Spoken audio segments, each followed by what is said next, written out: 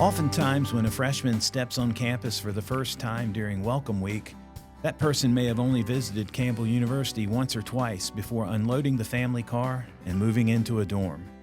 When Taylor Reed stepped on campus as a freshman in August of 2007, to say that he was more than familiar with his surroundings would be a vast understatement. Not only was Taylor a highly valued defensive lineman who was preparing to compete for playing time on Campbell's first Division I football team, but he brought a family tie to the university that dated more than a century. Taylor Reed's great-great-grandfather is James Archibald Campbell, who opened Buies Creek Academy on January 5, 1887. His great-grandfather is Leslie Hartwell Campbell, who succeeded his father as president of Campbell College and oversaw the school's transition from junior college to a 4-year institution in the early 1960s. His grandmother is Catherine Campbell King, longtime faculty member who spent decades welcoming newcomers to Buies Creek and making them feel at home. Taylor earned a place as a starting defensive end, earned PFL All-Academic honors multiple times, and graduated with a degree from the Lundy Fetterman School of Business. Now married and a father of 2 daughters, Taylor and his wife Lindsay not only decided to move back to Buies Creek, but they chose to live in his grandparents' home on Leslie Campbell Avenue. My name is Stan Cole, class of 1987, and this is our next installment of Tales from the Creek, where we visit with the people who've made this place special over the years. I'm delighted to be joined today by former Campbell football standout Taylor Reed. Welcome to Tales from the Creek, Taylor, and thanks for taking the time to visit with us. Thanks, Dan. I appreciate you having me. Taylor, let's just start at the beginning. Tell us about growing up and how you got started in sports. So I grew up mostly in Charlotte. From about the ages of, from when I was born, I was actually born in Pinehurst, and then we moved here at about the age of 4. Mm-hmm. My dad's from Michigan originally, and he had a job offer. So our plan was to pack up and move to Michigan. Mm-hmm. So he moved out ahead. My mom stayed back, got the house ready and listed on the market. It went under contract. And then all of a sudden his job was no longer there. So we were without a home. At that point, my dad had started his degree. He was going for engineering, and that was kind of his background. And then he wanted to go and complete that. So we ended up living in the house I'm currently in now, my grandparents' house, for about a year when I was 4 years old. So it was pretty cool. My dad was finishing up. He finished up his degree. My mom was in grad school to get her MBA. She was a trust major at Campbell. And at the time she was working for, then it was Nations Bank, now Bank of America. And then her department got transferred to Charlotte. So we packed up. It was a very fun year. I got to actually live on campus. One of my teammates, Trey Smith, we didn't know each other at the time. We found out that we both were living in the middle of campus right at that same time, which just kind of added to the story and one of the reasons why we've remained really close friends. But yeah, I grew up from then in Charlotte, and that's where I went through elementary school, middle school, and until the time I came back to college. That's where I grew up. In the university area, kind of northern Charlotte, Huntersville. Always played sports. Really, as I got older and started getting more competitive in one sport or another, they started falling off. I think baseball was the first one that I stopped, and then when football came about 10 or 11 years old, and then all of a sudden that was occupying my fall, and I had to say goodbye to soccer. So football and basketball were really my the 2 sports that I focused the heaviest on, and they were really the 2 that I enjoyed the most. So let me ask you this. You are one of 6 brothers. Mm-hmm. Did that play any role in your competitive nature or anything like that? How was that? How did that play out? Yeah, so it definitely did, but it was interesting because my 4 older brothers are from my dad's first marriage, so there's a bit of an age gap. there was never more than 3 of us in the home at one time. Okay. My older brother Greg was back. He was actually in school at UNC Charlotte, and so he lived with us for about a year or two. And so I always had older brothers that would, we'd play sports. They could dunk a basketball. They had, their own pursuits and dreams and sports careers ahead of me. And so it definitely sparked a lot of that competitive drive. But it wasn't 6 of us in a household. I can't even imagine what that would be like. But it definitely had an impact. So they were kind of more, somebody that you aspired to be like, or you wanted to keep up with them a little bit, or is it kind of the feel there? They had been there, done that. They were older, and so wanting to go and succeed in sports, especially with football, because I was the biggest of my brothers. So it's funny. My oldest brother Bobby is the shortest in our family, and then we kind of go like a stair step. So I was the tallest, and now my younger brother Robbie, he's 6'5". So luckily we stopped there. Holy cow! Now I understand you spent just about every summer, for a while, a week or so, in Buies Creek with your grandparents. Tell us a little bit about that and what you looked forward to every year when you came to Buies Creek. Yeah, I loved it. I would always spend at least a week here in the summer. So I would go. My cousins lived locally. My Aunt Or Green was just right over by the fire department. So we would get our bikes and we would disappear for the day, going around campus, going to the arcade, to the Oasis. We felt like the whole campus was ours. And as you know, in the summer, everything sort of clears out. So we had most of the campus to ourselves, and we just absolutely loved it. My grandfather he worked in the admissions office for 20 plus years, and then was in kind of career placement and development, career guidance, and he worked with Miss Peggy Lawrence for years. And so I would come with him into work, and I would go and sit in his office and get to politic around campus and meet different people and professors. And then my grandmother was always bouncing around from one thing to the next, whether it was at church or at the Campbell house, or, welcoming someone new to the community. So I got to kind of go and ride around with both of them and kind of see all over Buies Creek. And it was just a lot of fun. The folks who have been around or, Buies Creek and know, Catherine King is just synonymous with this place. My wife says that the reason we're in the house that we are now is because of an architectural design and drafting course she took under your grandmother when your grandmother was teaching here, and and my wife Claudia designed our home, but she learned those skills from your grandmother, and and then so many years of knowing her. I mean, we called her the welcome wagon lady of Buies Creek because no matter who moved in, if it was a new coach, a new family, she was always reaching out, taking them something, and trying to make them feel at home. Was that something that was that passed down to her, and has she since passed that on in your observation? Yeah, she's always been a pillar of the community, and really that was something that was passed on. She used to tell stories growing up. They always had teachers that were living at their house. Many of them, lived further away, so they needed a place to stay that was close to campus. Teachers weren't making a lot.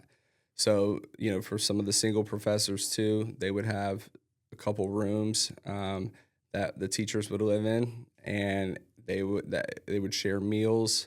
They routinely had people over for dinner. That was something that my grandmother carried on too. So in the summer, I remember thinking, there would be 3-course meals prepared on a Tuesday, and with the new couple that moved into town, that was attending the church, and then another one might be a family friend or a professor on Thursday. I just remember thinking, does everyone here do dinner parties multiple nights a week? But Yeah, that was always something for her, that she was always involved in the community, whether it be through the school, through the church. Her and my grandfather were charter members, helped found Memorial Baptist Church. And so she was always, again, like you said, almost the welcoming committee to Buies Creek. And so that was something that she always, for us, would bring us along. It was just a lot of fun getting to meet a lot of people. Probably about 2 decades ago, my now 29-year-old daughter, Catherine, would have been 30 feet up in the air in the big magnolia tree at your place. And the 4-H club is what they called it, but Catherine said it just felt like an after-school play date, and there'd be lemonade, and they'd make cookies, and then they'd play in the yard and sit around and visit, and a bunch of the little kids, and most of them associated with Campbell or the church in some way, shape, or form. But they just have such memories of that as kind of being a gathering spot right there on the corner in the afternoon. And it was just, she's just a gem of a person, and we're all better for knowing her. I'm curious, Taylor, did she share stories of her grandfather and her father that she passed down to y'all, or is there anything that sticks out in your mind about them? One of the things that she would always say is she was very, very frugal. And anytime that I would tell her that I got a discount on something or a good deal on a jacket, she would say, "That's your Scotch blood." Mm-hmm. And that was always something, for her growing up. They were kind of at the center of the community, but the community also was built as a part of them. And they didn't believe in, having a lot of things for show. That was very important, the image that they gave, that they were community members. I remember one thing that she would always say. She said, Daddy would always talk about, he would come home and the board of directors wanted to increase his salary. And he wouldn't do it repeatedly unless every other staff member had a proportional increase. Wow. And so I thought that was something that was really cool. That was something that obviously resonated with her, but it just kind of showed, where they came from and sort of the spirit which Campbell was built. Taylor, switching gears a little bit here, but you grow up on campus. You're in high school. You're playing football. When did you know? When did you have an inkling that you might want to play football in college? So I would say probably my junior year. I loved playing football. I played it since, again, probably 10 or 11 years old, and played it every single year. I got to where I thought that I wanted to go to a very big school. I was looking at South Carolina, NC State, Auburn, believe it or not.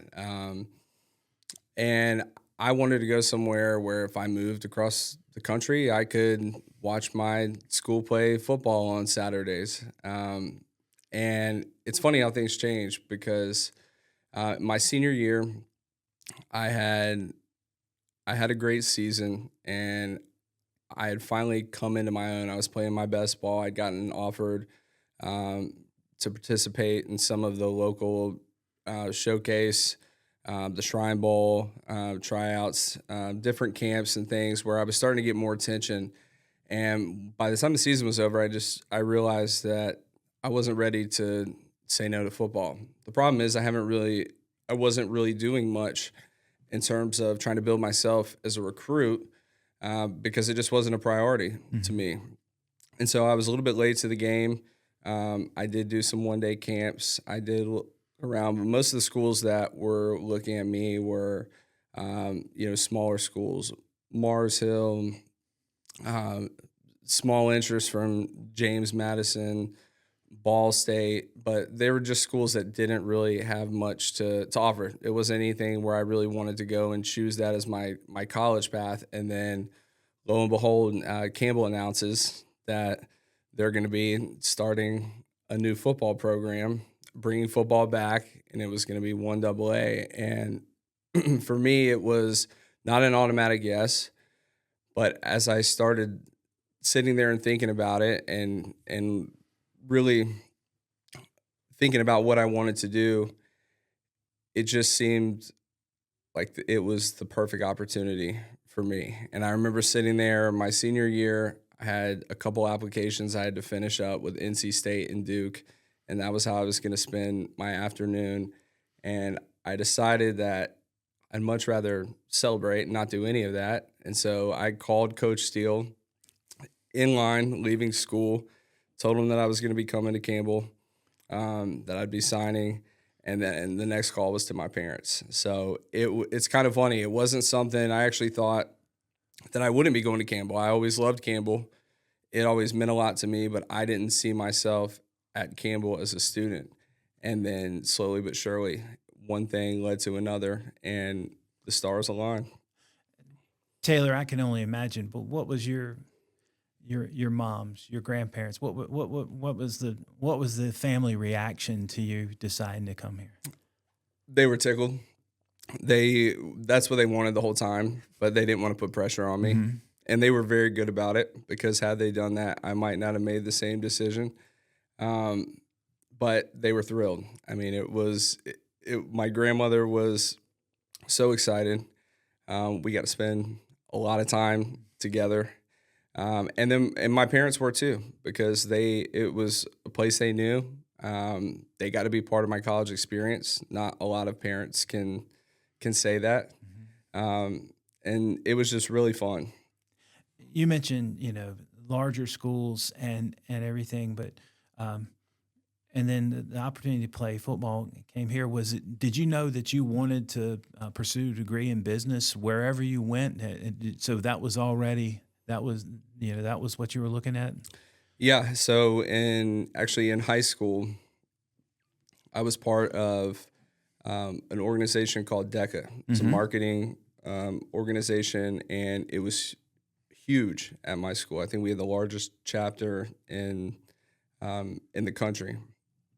And for me, what was unique about DECA was that it taught me that there were different skills above and beyond being good at standardized tests. And I was good at taking tests. But where I thought that I really exceeded and where it challenged me was being able to dress the part, making eye contact, being able to give a presentation, being able to think on the fly. And I did really well. My wife now, Lindsay, we were dating in high school. We started dating our freshman year in high school, and we actually competed in an event through DECA together. It was an entrepreneurship written event, and we ended up winning first place. We got to go and compete internationally, and we went to Orlando. And for me, it was just a huge confidence boost, and it was something I knew that I didn't know specifically what area I wanted to pursue in business, but I knew that I wanted to do something business related. Obviously, the business school is one of the standard programs at Campbell, and it's got such a great reputation. How did you decide on your international business major, and and tell us a little bit about your undergraduate program and how that helped you prepare you for your career? Yeah, so I graduated in 2007. 2008 was right when we hit the financial crisis. Mm-hmm. So, my family they had told me that this is actually a great time to be going into college, because by the time you come out, the job market will have settled a little bit, mm-hmm. and you will have, the most current skill set to be able to be in high demand. And so at the time, I didn't have a specific path. For whatever reason, trust and wealth management, my mom had majored in that. I don't know why specifically I didn't go that route, but I wanted more of a general business degree. Mm-hmm. And for whatever reason, I thought, well, there'll be a million applicants that when I'm applying for a job will have just a Bachelor of Business. So I wanted something that, to me, was more internationally, globally focused. And then I had always done a foreign language through high school. So being able to do international business, it basically ate up all my electives with a foreign language. Mm-hmm. So it challenged me in that aspect to where I might have a chance to study abroad, or be able to use that, as I further my career. And what language were you studying? Spanish. Spanish. Mm-hmm. I mean, and what a, the way the times are, and with, being able to be conversational in Spanish. Or did you ever reach that level, or how? My joke is that I got a minor in Okay. Spanish, and I speak a minor amount of Spanish. So, no, I can hold my own. I can Mm-hmm. read it well. I do use it quite a bit in my current career now, but never got to the spot where I was fluent and conversational. But I can use it with phrases and things that help me go and get done what I need to. It always blows my mind, particularly when I talk to some of our international student athletes, that English is their second language. And maybe, if you talk to someone from Northern Europe or somebody like, they might have been studying English since they were 8 or 10 years old. Absolutely. But they say the difference is when they start thinking in English. Mm-hmm. And then they go home, say to Sweden or something over Christmas, and they go back to, and they just switch it back and forth off and on, sometimes in the middle of conversations. And Mm-hmm. it just absolutely blows my mind. I have a hard enough time being conversant in English, not to mention adding in a couple of other things. That's remarkable. They say when you dream in another language, that's when you've cracked it. Well, I've never even heard that. Yeah. So I'm gonna go home and try to think of something that I'm gonna dream in, something that I don't understand, and maybe I'll expand my mind a little bit that way. Taylor, you graduate from high school in 2007, hit the campus, and it was basically a redshirt year for you all. 1 year of practicing before starting full competition in 2008. What are some of the things you remember about that first year? It was, there weren't a lot of luxuries associated with the football team at that time. Yeah, it was challenging. The first year there was so much excitement, but a lot of it was weeding players out. Mm-hmm. We came in our class, we were basically all freshmen. Mm-hmm.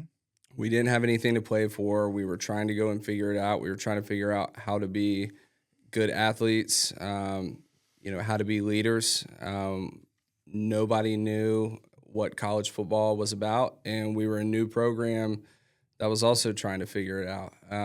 It's funny, we had, instead of a locker room, we had the campus laundry that was repurposed and converted into a locker room. While they were building the field over where it is now, we practiced out in a field behind, where the soccer field and the softball stadium is now, on a grass field that's not, leveled or necessarily intended for football. And then we had cross country and track that were running around us at the same time. And in the very beginning, we also were, we were doing our strength and conditioning all out of Carter Gym. And so it's funny because, we had better luxuries coming from high school, as opposed to when we came to college. But quickly that changed, and it just made it all part of the journey. But that first year was definitely a challenge for us. Fast forward to August 30th, 2008. Felt like one of the hottest days in Buies Creek possible. No lights at Barker Lane Stadium, and had to play in the heat of the day on that artificial surface. Aside from the heat, that's a given. There was enough people who were there and then left to go to the swimming pool or wherever they went. What do you remember about that day? Did it just feel great to play against a team in a different color of jersey? Yeah, there had been so much buildup. That game I can't describe as anything more than just an adrenaline dump. We were so excited. We had waited so long. We all were tired of practicing and hitting the same people every single day. And we were just so excited. The community was excited. I still think that's probably one of the most attended games still. And, we only had half of the stadium built. The visitor side was the home side, and they brought in a bunch of pop-up bleachers on the other side. But I think we had between 6,000 and 7,000 people there for that day. And, I definitely think that there were some lessons learned. I remember going out I had to, before I got my first series in on defense, I was on the punt team, and I was a personal protector. And as soon as I ran down to cover my first punt, I'd been conditioned, gone through all. So I thought I was exhausted. I mean, I had nothing left. That my very first snap on defense, I was thinking to myself, I've got to catch my breath. I mean, I can't describe how much buildup there was to that game, and just to be able to go and put on the real jersey, to be able to do it in front of an audience instead of, up on a field. It was a great feeling and a special day. Wish we could have come out the victors that day.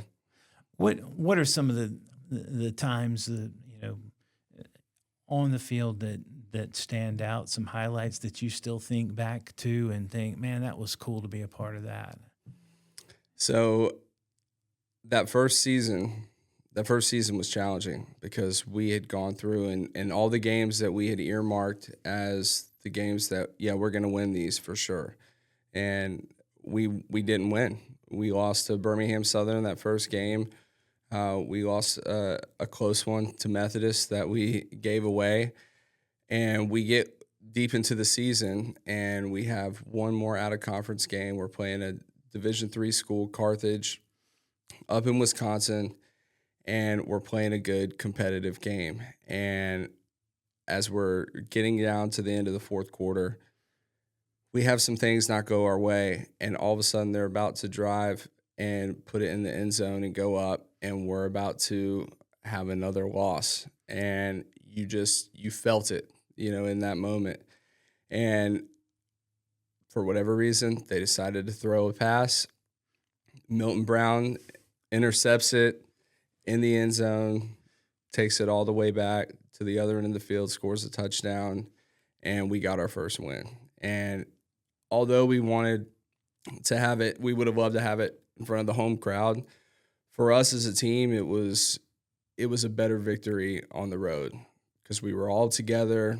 We had to take the whole trip back, and it was just that feeling that was so long overdue because you're so excited to play your first season. And for a lot of us, we came from, I never had a losing season ever in football. Wow. I had a couple that were 500, and every other one was, one or two losses or undefeated. So I was a spoiled athlete for most of my career, and then coming through and I think at that point that might have been our 8th game of the season to finally go and get a win and to get it in that way. It was just it was a great feeling. What do you learn from going through the tough knocks and not having more wins than losses, not being a playoff team? What do you learn from that? Adversity. I mean, that's the beauty of sports. Nothing is given. Everything is earned. You're part of a team. So an individual performance, there are victories that are there, but you also are moving as a total unit. It's helped me out in life more than anything else I've done, because everything that I do and all the challenges I go through, I relay them back to sports. I mean, even for me with football, I was always good, but every team that I was on, I started at the back and had to work my way up to the front. In high school, in Pop Warner, at Campbell. When I first came in, I got recruited as a defensive end. That was my more natural position, but we were so deep, and there was one freshman that was playing at tackle at 3 technique. And so I looked at it and I realized we were so thin there, and I could kind of play that hybrid. But again, the edge is where I felt the most comfortable. So I switched positions. And, for me, I kind of got stuck there because we never really had a lot of depth at that position. It took a while for us to be able to really have two strong units, at three technique and at nose. And so eventually for me, the only reason I was able to work my way back out was through injury. We had so many injuries going in that first season that by the end of it, we were faced with the decision to take some of our younger players and either jeopardize their red shirt or we could switch from a 4-3 to a 3-4. Right. So when we switched to 3-4, I got to play out on the edge again, and that's where I really started to thrive. So I went back after that season. I went back to Charlotte. I got a personal trainer that I paid for with pretty much all the money I made, working a summer camp as a counselor. And I dropped 25 pounds, maintained all my strength goals, and I came back in the best shape that I'd ever been in. And, for me, it transformed me as a player. And, there was 12 different phases of, that same transformation and progression for me that sports went and taught me. I mean, and so I think when I look back at Campbell in particular, I think about how much harder it was than I thought it was going to be. Very close, especially early on after that first year. I thought I wanted to transfer out and go to South Carolina. I was very, very close. And now, I can't imagine what my life would be like if I never come to Campbell, because so much of Campbell is still a part of my life today. Taylor, from an observation standpoint, and you can even go and look at the scores from year 1 to year 2, and so much we could see hanging in there, being competitive the first half, year 1, then it get away year 2 and 3, because weren't as deep as the other teams. The line hadn't grown. It was a bunch of 18 and 19-year-old guys playing against a bunch of 22 and 23-year-old guys who've been in strength and nutrition programs for 4 and 5 years. And it was remarkable just to see from year 1 to year 2 the difference on both sides of the ball with the line. And you would have been, you were right in the thick of that. Could you tell when you got back year 2, year 3, that it was a different game that y'all were playing for 60 minutes? Absolutely. Yeah, our second season was when everything shifted. One of my closest friends, Daniel Polk, he came in from NC State. At the time when he first came in, he had a broken hand and was playing linebacker on the practice squad. And we had gone through, several different quarterbacks, and we're just really trying to find that guy that was going to give us our identity. And he was also a year older than all of us. And so he came in from a bigger program where he saw, the caliber, the standard that was there, and really took it as a challenge to go and put the team on his back. And I think that was one of the things for us. We felt like we had a guy, especially on defense where I played. You work as a team, but you're playing in two different units. And so, we felt like then that we had somebody that we could go and get behind. And like you said before, we had a year in the weight room. We also had, between the year 1 and year 2, we had a new strength and conditioning coach, Andrew Carter, who I'm still close with today, was one of the big pivotal changes in all of our speed, recovery, strength. A lot of the stuff had felt kind of parsed together. In the beginning, some of us were doing different workout programs than other people. We weren't necessarily seeing all the same gains, but we didn't really have anything to compare it to. And when Andrew Carter came in, we knew what to expect. We had a program in place. We knew what to do during season. We focused on recovery.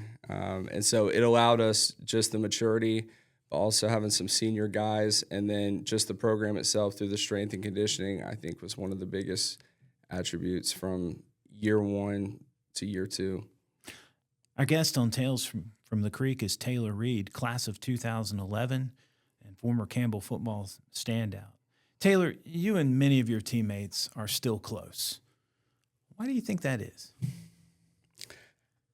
I think in part, it's all of us coming in together at the same time. Mm-hmm. I mean, no program, you're not built to where you have 90% of your roster all in the same class.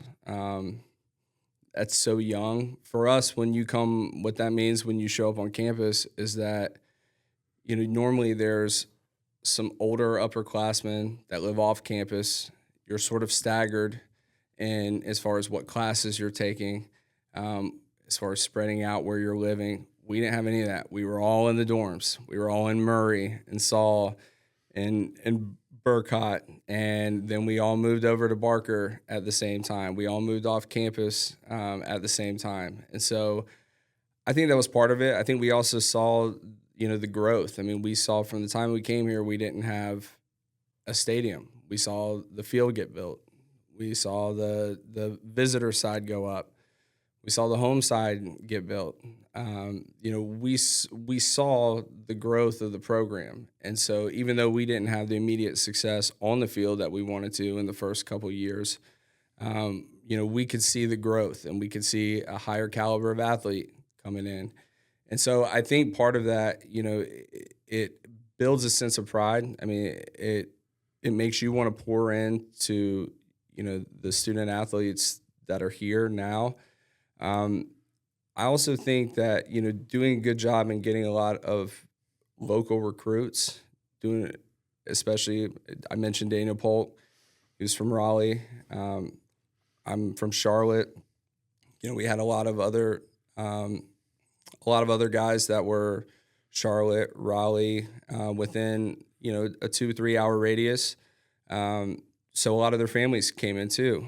That was another piece of it, is that there was a big family connection between all of the teammates.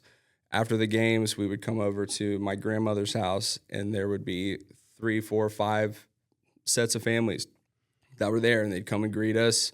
We'd all have food. My Aunt Katie would take a million pictures. Everyone would ask us, about my Aunt Frances. She didn't understand football at all. She was basketball and tennis and everything else, and so she would ask me questions that she would earmark from listening to the radio broadcast, because she would always have her Walkman, and so it was special. A lot of our families became close and are still close, and so I think that definitely solidified the bond between us. And even now, I mean, if I look at all my friends and my immediate network of just who I consider in my personal sphere, all of them are either tied to Campbell, and a lot of their spouses are too. Mm-hmm. Daniel met Rebecca, at Campbell. Stephen Goldsmith married Lauren Barefoot, who was a cheerleader. Mm-hmm. Will and Julie, they were both coaching. She was in athletic training. So, and Brandon and Jesse, same thing. She was coaching lacrosse. Mm-hmm. And so when you have that, especially with the spouses as well, there's just so many ties to Campbell, and it's such a big part of all of our stories and how we all got to be where we're at. Taylor, your coach, Dale Steele, was inducted into the Campbell Hall of Fame in 2025. Tell us a little bit about Coach Steele and what made him the right person to resurrect this program.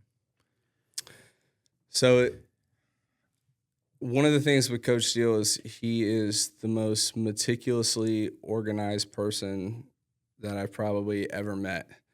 I think he was the guy because he came from a football pedigree. Mm-hmm. We were all in a way, learning on the fly. He had never been at the helm in a head coaching role, but, he had been a career coach.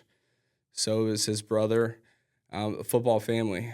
I think having that organization and attention to detail kept us moving on track. I mean, what you're asked to do as a head coach already, you have to wear so many different hats.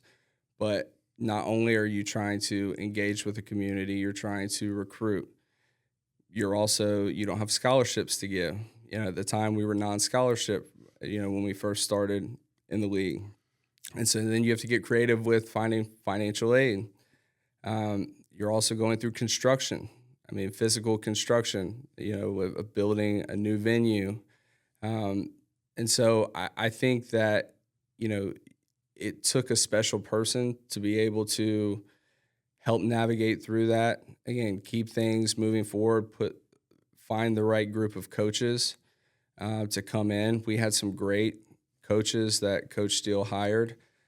Coach Link, I had the privilege of getting to travel with the team last year to Delaware, which is where Coach Link's at now. We got to see each other there, and it was a really cool experience. Coach Williams, Greg Williams, was a highly decorated coach. He was here. Coach Grantham, Coach Mariani, still in Wilson. Coach O, that now has his first head coaching gig in Michigan. So, we had a lot of it wasn't just Coach Steele, but having the vision to put those, coaches in place really made a big impact. The other thing I think that's important and was kind of integral in Coach Steele coming and starting the program here is that he lived in the community. And I think what you're seeing right now, with, Coach Harris, Braxton's a member of the community. People see him out. His kids are in local schools. People see them. They have real ties to the community. Coach Steele lives right now in Frat Row, and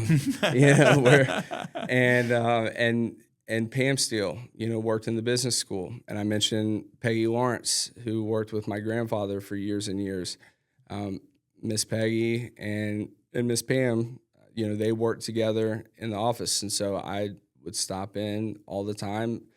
Pam Steele is probably responsible for, I would say, maybe a third of all of us, in terms of helping find jobs and careers and find that next step. Once we got done with school, but even when we were in school too, we had to find internships. And so, I think that was one of the things that I can't really imagine if you're a coach if you were living in Raleigh and commuting an hour here, I don't know if that would have had the same impact. But I think there's a reason why you can see, you alluded to it earlier, that boost in growth from one year to the next. And, looking back now, from the facilities that we have to where the program is, again, to the caliber of athlete and that we're getting, I think that Coach Steele was the right man for the job to come and help us build the foundation for that program. Taylor, you mentioned, you and Lindsay dated in high school and everything. And tell us a little bit how that relationship grew and what its life is like now with two young daughters.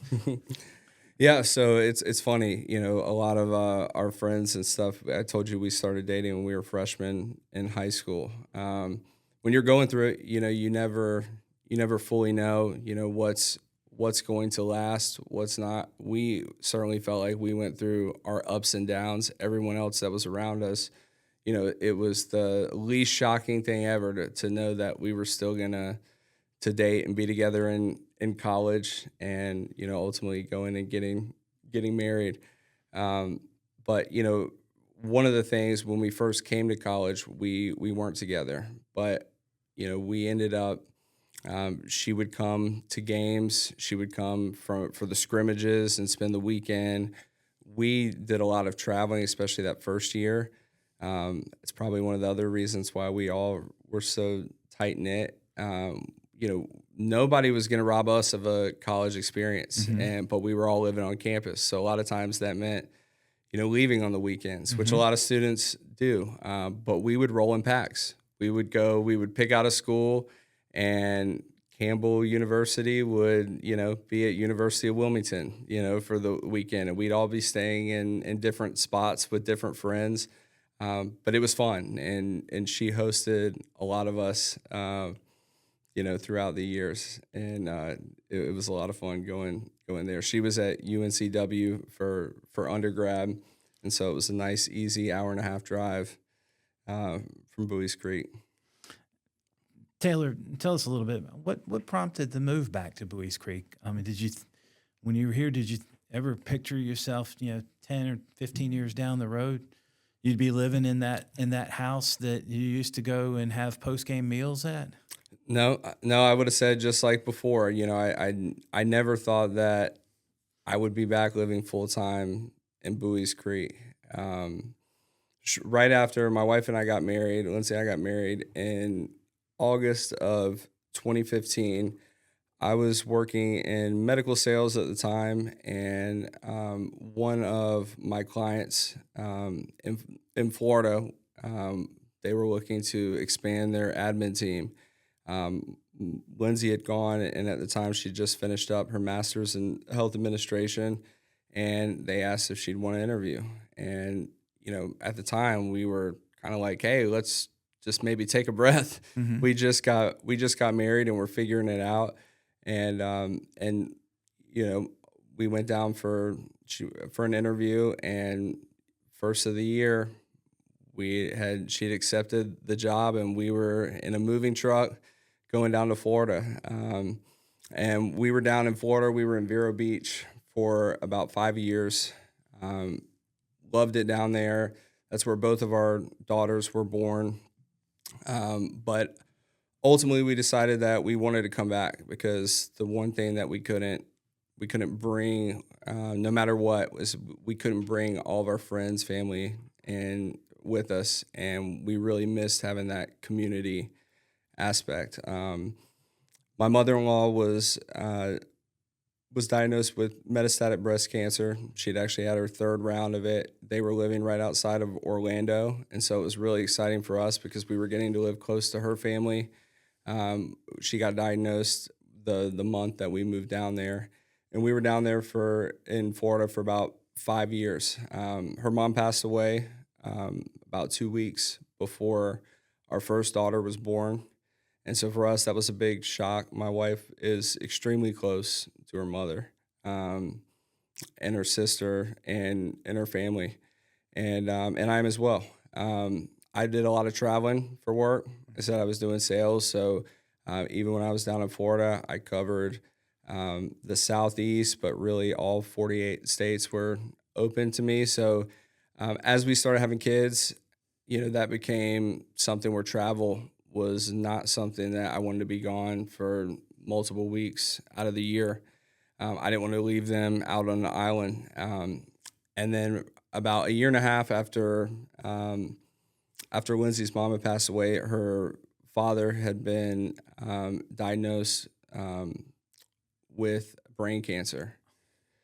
And so for us, it was just a big shock. And at that time, she was on maternity leave with our second. And, we really sat down and thought hard about it. And we realized, look, it's either now or never, and for us, we want to be back close to family. And so that's what we chose. Buies Creek, how it fit into that was, it's kind of funny. Before all that took place, I was already during COVID. I wasn't able to travel as much for work. So I was looking at other things to pursue. One of my former teammates, Daniel Polk, had informed me that there was going to be a new mortgage branch that was going to be opening. And he said, I think you might want to talk to, this guy, Pat, and just see if maybe it's for you. And, one thing led to another, and I was already pursuing my mortgage license at the time. I thought that this would be something maybe a year down the road. And then we decided to move. I mean, it wasn't ideal at all, but I had flexibility of my job to be able to, continue doing that until I could fully transition. And normally, when you're relocating, you don't have that luxury. So we decided we were going to put our faith in God. We were going to chase, what was really the important thing to us.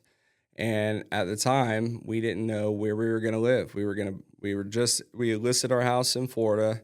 It's kind of a weird time in the market. It was right before everything exploded. It was doing well, but there was 3 houses in our neighborhood that were up for sale. Our house was on the market for, almost 50 days. And so we wanted a chance to, get reingratiated to this area. And at the time, there was actually a family friend was living in our house now. And so we weren't sure if we were going to be living in Buies Creek for 6 days, 6 weeks, 6 months. And, now it's been 4.5 years. We did that for a little bit. Eventually, our friend moved out closer to Raleigh to be near his grandchildren. And it was a chaotic experience to start, and we slowly settled in. And it's just so funny now thinking 4.5 years later, being in this house, that I grew up coming to, that my great grandfather, lived in, that, I hear stories everywhere I go about people proposing, in my home, or, they're writing their wedding invitations, or, one story or another, something very special and unique. And it's really cool. It's the one thing that we couldn't get anywhere else, that, that community feeling that exists here in Buies Creek. Tell us a little bit about what you're doing now, professionally. So, as I mentioned before, I do mortgages. I'm a loan officer. So I came in right in the middle of the refi boom and purchase boom. I've been doing it now since I've been back, so right around 4.5 years. And it's something that I love doing. It's funny because I don't necessarily need a degree to do my job, but one of the things I think back to, part of my job now is tracking what's going on with the Federal Reserve, the bond market, things that impact interest rates. And I go back to Dr. Masashari in my international business class when he would teach us about Ben Bernanke and quantitative easing and money supply. And it's funny because those are the things that I lean on. And you never know what tools you're going to take with you, and I use it every day now. So, 5 brothers. Now you're the only man in the family. Yeah. What's that swap been like for you? Just me and the dog. For anyone that knows where I live, I'm sure you've seen my dog, my golden retriever, Muggsy. He's out and about, and I apologize to anyone that he jumps on. But no, it's been very interesting. This morning, for example, we had to build in an extra 20 minutes because today was Grinch Day at school, and we had to have Cindy Lou Who hair. Okay. I do not have much hair, so learning about the order of shampoos and conditioners and dry shampoos, and how to do hair and braid. I've come a long way. I always thought that my plan was that we were going to go and have a boy. We were going to name him Campbell, and we were going to call him Cam. And I had it all figured out. And then we were blessed with 2 girls. And what's funny about it is with girls, the beauty of it is, for me, there's no expectation. They don't need to walk in the same path. They don't need to share my same interests. It's just all fun. How about when you have a little bit of free time, and to be a father of a young family, sometimes that's fleeting. How do you like to spend your time, Taylor? I love sports. I mean, anything sports related, going to games, watching games. I'm still a sports junkie through and through. I can watch every single bowl game. It doesn't matter if it's the new era Pinstripe Bowl. I'm in. Maction Tuesdays. I love sports, any and all sports. the other thing, my family and I like to travel. Mm-hmm. We've gotten, to go to some pretty cool places over the past couple of years. It's something that is fun for us to be able to share with our daughters. We've taken them on a couple cruises thus far. We're going to Hawaii this upcoming year. So that's sort of a late 10-year anniversary trip that we're going to take. But we're doing it as a family, which will be a lot of fun. Taylor, you've been involved in supporting your alma mater for some time now. What sparks that generosity? Just trying to give back, in a lot of ways what Campbell's given me. I told you before, I can't even imagine. It's funny when you think about, the different forks in the road that you think, you could go one way or another. And, you kind of make a choice without a whole lot of certainty. And Campbell is one of those choices for me. It wasn't a path set in stone. It was something that, I kind of grew into, and now it's so much a part of who I am today, the relationships that I have, who I've become. And so for me, knowing how meaningful that is, that's what's rewarding. I've always liked working with kids. I was a camp counselor, in high school. A few of my buddies and I, we ran an indoor sports camp in Charlotte. And so my first couple summers, that's what I did, going back home. And I've just always loved working with the youth. And, a lot of these guys are grown men now, but they're still at that stage where they're transitioning, from being in high school, figuring out how to grow up to gain their own life experiences, and then, being able to go and take that to the next chapter of their lives. It's really it's very rewarding. And it gives, selfishly, it gives me a lot of juice too. I thrive off of the energy. There's something about this place that you can get. It's a little depressing around here, with Christmas break. Right. And then, you see everyone that when they show back up on campus, there's just a breath of energy, and I love seeing that. I love getting to feed off of that. We actually did a dinner this year, going into the season for the rising seniors. We were at the library. Modern Woodman hosted it, and a handful of us got to go and interact with the rising seniors. We all spread out. We got to learn about, their stories, their history. They asked us different questions, what they were interested in, their career paths. And it was just, it was so cool, man, because there's just, such a great group of guys, high character individuals. And for me, that's something that I feed off of. Anything that I can go and share to help pay it forward is always great. But, selfishly, it's something that helps continue to drive me. Taylor, you're heavily involved in the Harnett County Historical Society Foundation. Share with us a little bit about that organization, its purpose, and why it's so important to you. Yeah, so Harnett County Historical Society Foundation was created by my grandfather and a small group in the community with the task of preserving the home of J.A. Campbell, my great-great-grandfather. They restored the home. They turned it into a community gathering space. One of my brothers was married there. They used to routinely have wedding receptions. It used to be a place where you could host professional meetings, community groups, the garden club, other civic organizations. It was really there to serve the community and celebrate the history of the Campbell family and what that represents in Harnett County. For me in particular, it's very, very important because I want to be able to preserve that legacy. I also want to see the community be able to utilize that space again.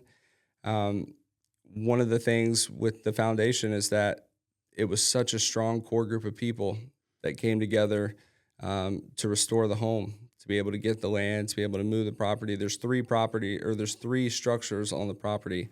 It's the J.A. Campbell House, which is on the National Historical Registry, home to three college university presidents, my great-great-grandfather, my great-grandfather, Leslie Campbell, and then his brother, Carlisle, who was also president of Meredith University. And then the cottage where J.A. was born, next door. That's the second structure. And then also the very first post office in Harnett County, Poe's Post Office, is also on that same piece of land. So it's very, very cool. I think that, I think that to be able to go and have a piece of that history, Campbell and Harnett County are synonymous with each other. And for me, it's very important to be able to protect that legacy and get it back in its rightful shape. Currently, right now, for us, we are in the process of doing a lot of repair and restoration. We have gone and put new roofs on both the cottage and the Campbell House itself. We're getting new decks put in. Interiors got some work that is being done, and our expectation is that we're going to be able to start renting it out again and to be able to use it for public community space, hopefully in March of 2026. Taylor, is there a way that our listeners can help or become involved with the foundation? Yeah, so one of the things that we will be doing, we will be doing some fundraising. We will be leaning on some people for volunteer work in months to come. Part of what we're doing in trying to get part of this whole restoration process, we've designated and reaffirmed our board, and we're also working to modernize some of the things that were not done previously. So we're getting a website set up, all of those things. The best way, if anyone would like to keep an eye on what's going on, if you have any questions, any interest in renting it, you can find us on social media right now is the best place. It is J.A. Campbell House. That is the same both on Instagram and on Facebook. And then as we start to get those other pieces in play with the website and the other components I mentioned, we'll have those updated on there. Taylor, your family's been involved with this place for upwards of 140 years. What kind of Campbell University and Buies Creek community would you like to see 10 or 15 years from now, one that your daughters might experience? I think one of the things that with Campbell and Buies Creek, kind of interchangeably, is the community aspect. Everything was built as a community. I have actually one of the things I brought here today, I wanted to show you. I thought you'd get a kick out of this. This is a ledger from 1904 of tuition, and it shows, $1.25 here and there. But it's all broken down by names and pages. There's some purchase orders for sacks of flour and meal and from the early days of supplies that they needed to be able to make Campbell what it is. Everyone came together as a community, and that's always what I saw. It was one of the things that made this place so unique. There's no reason for Buies Creek to be a spot where a university like Campbell should be located. I mean, there's really not. What makes it unique are the people and the experience. And that's really what I would like to see. I'd like to see people that stay here. I'd like to see people that go and raise their families here, that build a legacy here. That's what I think that is the core component to Buies Creek. Everyone that I saw growing up, you could go and you would see them on campus. You would go to church, and there would be Dr. Wallace, right? Or you would see Pearl and Fred McCall. You would see all the community members that were all engaged and all part of each other's lives. And I think that that's something that you just don't get much these days. I'm in mortgage business, so the average time that people stay in their home is 5 to 7 years before they resell. People aren't paying off their 30-year fixed mortgage, right, and staying where they are. But I think that Harnett County has a lot to offer, being so close to Wake, in between Wake and Cumberland County. I think that if people will stay and invest in this community, then that's what I look forward to seeing Campbell and Buies Creek in years to come. And finally, Taylor, can you put into words what Campbell University and Buies Creek mean to you? You know, I think that for me personally, I think kind of what embodies this place is that, you know, Buies Creek and Campbell is kind of an incubator for growth. They're people, they're the core people that have built this, that have made it what this area is. But for everyone else that comes through as a student, you know, you come from wherever in the world, from whatever walk of life, and this place transforms you. It becomes a part of you. You carry a piece of it with you wherever you go. People will remember you and welcome you back. For me, I've had about 3 different chapters of my life where coming here just provided a place where I could put my head down and focus and work. Also a place of refuge to be able to get away, you know, to have some peace. I think it's a special place. I think people that have been here and been a part of that know exactly what I'm talking about. And for those of you that haven't, you got to come check it out. I'm Stan Cole, and our guest today on Tales from the Creek has been Taylor Reed. Thank you, Taylor, for sharing your Tales from the Creek. Thank you, Stan.